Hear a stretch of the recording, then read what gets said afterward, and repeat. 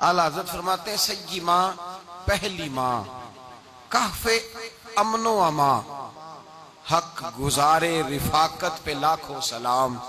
آپ فرماتے ہیں جس طرح اصحاب کہف کو اس غار کے اندر جا کے سکون ملا تھا، اس طرح ہماری پہلی ماں کے پاس جا کے ہمارے نبی کو سکون ملا کرتا تھا۔ قرآن مجید سورہ احزاب کی آیت نمبر 6 میں اللہ کریم نے فرمایا النبی اولیٰ بالمؤمنین من انفسہم، یہ نبی مومنوں کی ان کی جانوں سے بھی زیادہ مالک ہیں۔ وازواجہ امہاتہم، اور فرمایا نبی پاک کی ازواج مومنوں کی مائیں ہیں۔ حضرت خدیجہ الکبریٰ رضی اللہ تعالیٰ عنہ پہلی ماں ہیں مومنوں کی۔ حضرت خدیجہ الکبریٰ رضی اللہ تعالیٰ عنہ اس دور کے اندر جس دور میں ابھی اسلام نہیں آیا تھا، ابھی پردے کے احکام نہیں آئے تھے، ابھی عورتوں کے بارے میں وہ سارے احکامات نازل نہ ہوئے تھے جس کی پابند ایک مسلمان خاتون ہوتی ہے، اس زمانے میں بھی حضرت خدیجہ الکبریٰ پردے کی پابند تھی۔ اس دور کے اندر بھی حضرت خدیجہ الکبریٰ سچ بولا کرتی، اس دور کے اندر بھی جناب خدیجہ الکبریٰ کے مزاج میں نفاست تھی۔ بہت بڑے تاجر کی بیٹی تھی، بہت بڑے، اور باپ کے انتقال کے بعد حضرت خدیجہ نے خود تجارت سنبھالی، خود۔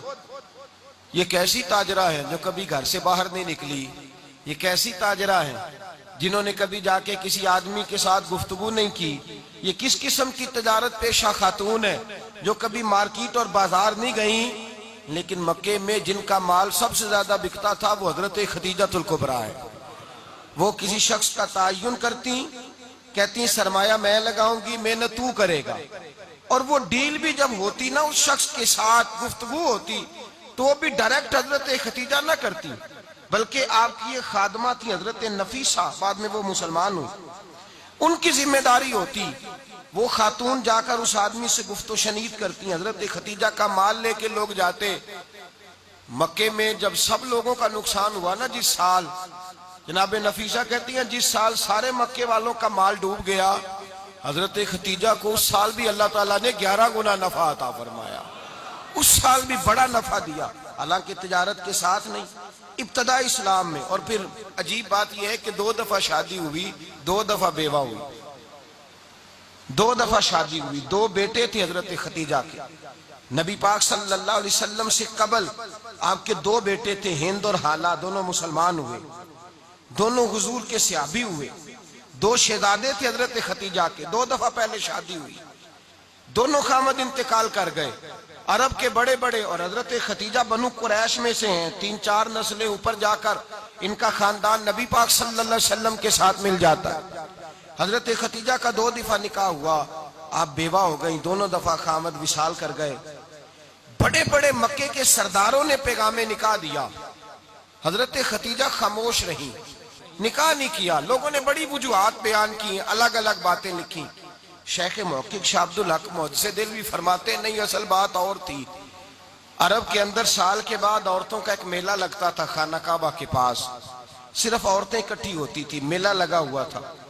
ایک تورات جاننے والا یہودی عالم بھی آیا ہوا تھا، وہ بیبیوں کے مجمع پہ نظر ڈال کے کہنے لگا بیبیوں، مرد کا کام تو کوئی نہیں عورتوں کے مجمع میں بات کرنا، لیکن میں تمہیں ایک پیغام دینے لگا ہوں، اللہ کے آخری رسول جو مکے میں پیدا ہونے والے ہیں ان کے آنے کا وقت قریب آ گیا ہے۔ وہ بی بی بڑی خوش نصیب ہوگی جنہیں ان کی رفاقت ملے گی۔ عورتوں نے جب دیکھا کہ مرد آ گیا عورتوں کے میلے میں تو انہوں نے ڈانٹا جھڑکا، کہا چل اٹھا اپنی کتابیں اور نکل جا۔ حضرت خدیجہ کہتی ہیں باقیوں نے ڈانٹا پر میں نے بات پلے سے باندھ لی، میں نے پلے سے باندھ لی اور میں انتظار کرنے لگی کہ اللہ کرے وہ نصیب میرے ہی ہو، اللہ کرے مقدر میرا ہی کھلے۔ آپ فرماتی میں تسبیح پڑھتی، درود پڑھتی، میں اس زمانے میں جو اللہ کا ذکر جس طرح ہوتا تھا وہ میں شروع کرتی، اور جب فارغ ہوتی تو میں التجا کرتی کہ اللہ میرے نصیبے کھول دے۔ کہتی ہیں آہستہ آہستہ آہستہ آہستہ میں حضور کی تعریف سننے لگی، آہستہ آہستہ تعریف سننے لگی نبی پاک، صادق ہیں، امین ہیں، سچے ہیں، دیانتدار ہیں، اس برے اور میلے معاشرے میں بھی وہ سب سے اعلیٰ بھی ہیں اور سب سے اجلے بھی ہیں، وہ سب سے پاکیزہ ہیں۔ میں سننے لگی تعارف، آہستہ آہستہ میں ان کی گرویدہ ہونے لگی۔ ادھر نبی پاک صلی اللہ علیہ وسلم اپنے چچا جناب ابو طالب کے پاس رہتے تھے، قحط آ گیا، حالات بگڑ گئے۔ حضور سید عالم صلی اللہ تعالی علیہ وسلم سے چچا کہنے لگے بیٹے اگر مال تجارت لے کے شام جاؤ تو بڑا نفع کماؤ گے، ہمیں ضرورت بھی ہے، اور اگر ہو سکے تو ختیجہ کا مال لے کے جاؤ۔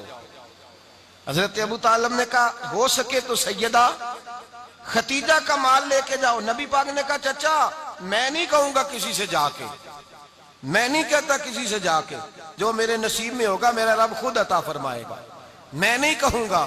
مصطفیٰ نے تو نہیں کہا۔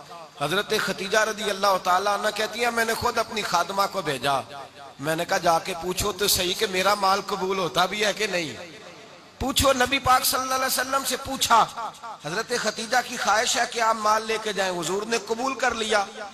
جناب ختیجہ الکبریٰ رضی اللہ تعالیٰ عنہ کے غلام تھے، میسرہ ان کا نام تھا۔ جناب ختیجہ نے ان کو ساتھ بھیجا، فرمایا تین باتیں ارشاد فرمائی، تین باتیں۔ ایک تو فرمایا سارا رستہ غور سے دیکھنا میرے نبی کے ساتھ کیا معاملات درپیش ہوتے ہیں۔ ابھی اعلان نبوت نہیں کیا، فرمایا ذرا غور کرنا، میرے مصطفیٰ کا مطالعہ کرنا اور مجھے واپس آ کے سبق سنانا۔ وہ جو تم نے چہرہ بددعا کی تلاوت کی ہو ذرا مجھے واپس آ کے سنانا۔ جنہاں نے دل پر جانی ڈٹھا ہو اکھیاں ہی تک لیاں، تو ملے ہوں تے ساجن ملیا ہوں ناساں لگ پئیاں، ذرا جا کے نا تلاوت کرنا اور مجھے اور دوسرا فرمایا تم میرے غلام ہو تو مصطفیٰ کے بھی غلام بن کے رہنا۔ میں سنتی ہوں کہ کردار کے، افکار کے، نظریات کے، عظمت کے بلند و بالا، وہ جیسے کہیں ویسے کرنا۔ اور تیسری حضرت ختیجہ نے نصیحت فرمائی، فرمایا محمد ابن عبداللہ صلی اللہ علیہ وسلم کی رائے سے اختلاف نہ کرنا۔ یہ چلتے ہوئے معاہدہ کیا، جو وہ کہہ دے سو کر جانا۔ غلام کہتے ہیں میں ساتھ گیا، باتیں میں نے سن لی، لیکن جب سفر شروع ہوا نا ابھی چند منزلیں طے ہوئی تھی، میں نے کہا ختیجہ آپ نے کیا نصیحت کرنی تھی، ان کے ساتھ جو رہے گا وہ ان کا غلام ہی بن جائے گا، ان کے ساتھ جو رہے گا تو اجے میرا محبوب نہیں ڈٹھا جن ویکھ کے چن شرماوے، جے رکھے ہاتھ پھلاں وچ ہاتھ نال پھلاں رل جاوے تے ادھی راتی چن چڑھ جاندے جدوں جلوہ فرماوے۔ فرمایا جو بھی ساتھ رہتا غلام ہو جاتا۔ میسرہ کہتے میں گیا، تجارت شروع ہوئی۔ کہتے ہیں نبی پاک صلی اللہ علیہ وسلم جب منڈی میں پہنچے تو لوگ قسمیں اٹھا اٹھا کے مال بیچ رہے تھے۔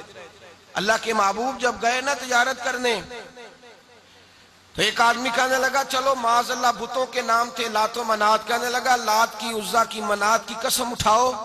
تو نبی پاک فرمانے لگے ان کی قسم اٹھاؤں جن کا میں نام لینا بھی پسند نہیں کرتا۔ ابھی اعلان نبوت نہیں کیا، اور فرمایا ویسے بھی میں قسم دے کے مال نہیں بیچتا، خریدنا ہے تو خریدو، نہیں خریدنا تو نہ خریدو۔ کہتے ہیں لوگ قسمیں اٹھا اٹھا کے پیچھے جاتے تھے، پر میرے نبی جس سے رخ پھیرتے تھے وہ نبی پاک کے پیچھے ہو جاتا تھا۔ ماتے کئی گنا زیادہ نفع کمایا۔ ہم رستے میں تھے، حضور ایک درخت کے نیچے آرام کرنے لگے، ایک عیسائی راہب غار میں بیٹھا تھا، نکل کے آ گیا، مجھ سے کہنے لگا مجھے وہ جانتا تھا، میں سرا یہ کس کو ساتھ لائے، یہ کون ہے؟ میں نے کہا اہل قریش کے ایک معزز آدمی ہے۔ کہنے لگے یار جس درخت کے نیچے یہ لیٹے ہوئے ہیں یہاں عام آدمی نہیں لیٹ سکتا، یہاں وہی لیٹے گا جو اللہ کا سچا رسول ہوگا، یہاں دوسرا کو لیٹ ہی نہیں سکا، یہ رسول ہے، ان کا خیال رکھنا، خیال رکھنا۔ کاش میں اس وقت تک زندہ رہوں جب یہ نبوت کا اعلان کریں۔ میسرہ کہتے ہیں میں غلام ہو گیا، نبی پاک صلی اللہ علیہ وسلم کی ادائیں مجھے بھانے لگیں۔ جب واپسی پہ نکلے تو گرمی بڑی شدید تھی، فرماتے ہیں جب دھوپ تیز ہوتی تو بادل کا سایہ آ کے حضور پہ سایہ کر دیتا، بادل کا ٹکڑا نبی پاک پہ۔ اللہ جانے کہاں بیٹھ کے لوگوں نے کتابیں پڑھی ہیں جو کہتے ہیں 40 سال کے بعد نبی بنے تھے، پتہ نہیں کہاں بیٹھ کے کتابیں پڑھی ہیں۔ ہم نے تو جو سیرت پڑھی ہے وہ بتاتی ہے کہ تیری حیات پاک کا ہر لمحہ پیغمبر لگے، ہر لمحہ پیغمبر لگے۔ یہاں تو وہ لوگ جو کئی سال پہلے 20 اور 25 سال پہلے حضور سید عالم صلی اللہ علیہ وسلم کی رفاقت میں رہے وہ اعلان کر رہے، لوگ پتہ نہیں کہاں بیٹھ کے کتابیں پڑھتے ہیں، کہاں بیٹھ کے۔ میرے نبی پاک سے صحابہ نے پوچھا حضور آپ کب نبی تھے؟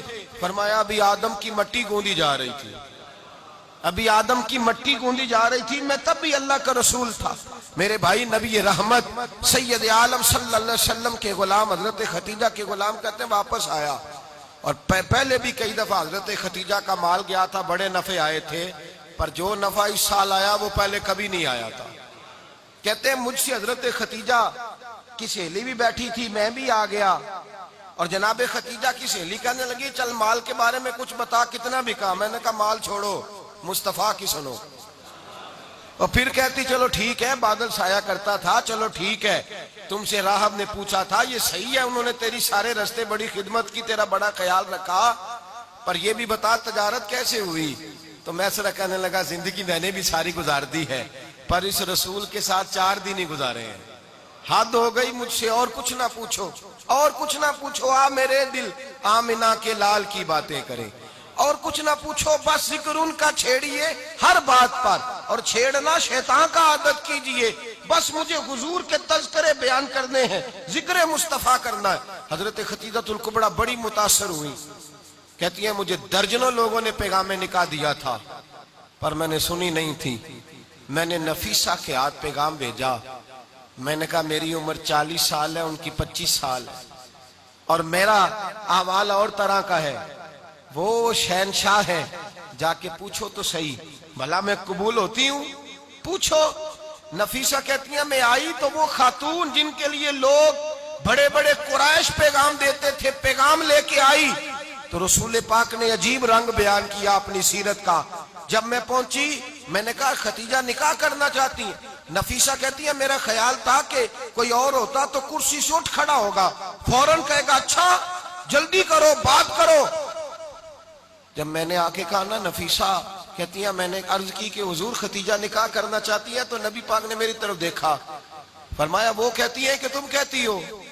کہا وہ کہتی ہیں، تو حضور نے فرمایا ٹھہر جاؤ، میں اپنے چچا سے پوچھ کے بتاؤں گا، میں مشورہ کروں گا، میں پوچھ کے بتاؤں گا۔ او بھائی نبی پاک سوائے خدا کے کسی کے پابند نہیں، لیکن میرے مصطفیٰ نے اپنی امت کو یہ درس دیا ہے کہ جو بڑوں کے شفقت کے سائے میں چلتا ہے اللہ اس کی مدد فرمایا کرتا ہے۔ تجھے کیا پتا تیرا اچھا بھلا کس بات میں؟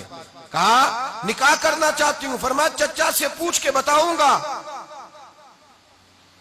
ختیجہ رضی اللہ تعالیٰ عنہ کہتی ہیں انہوں نے پوچھا، جناب ابو طالب کہنے لگے یہ تو خوش قسمتی ہے کہ ہمیں ایسی بہو مل جائے جس کے کردار میں، افکار میں، نظریات میں اتنی نفاست ہو۔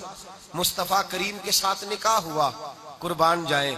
حضرت ختیجۃ الکبریٰ کی شادی ہوئی تو بھائی بڑا مشکل ہوتا ہے، بڑا مشکل ہوتا ہے اپنے آپ کو ڈھالنا، لیکن جناب ختیجہ کی زندگی اٹھا کے دیکھو، میں یہ نہیں کہہ سکتا وہ کروڑ پتی تھی، ارب خرب کی میں بات ہی نہیں کر سکتا، بلکہ سیرت نگار کہتے ہیں کہ مکے میں جس کے پاس سب سے زیادہ حضرت ختیجۃ الکبریٰ تھی۔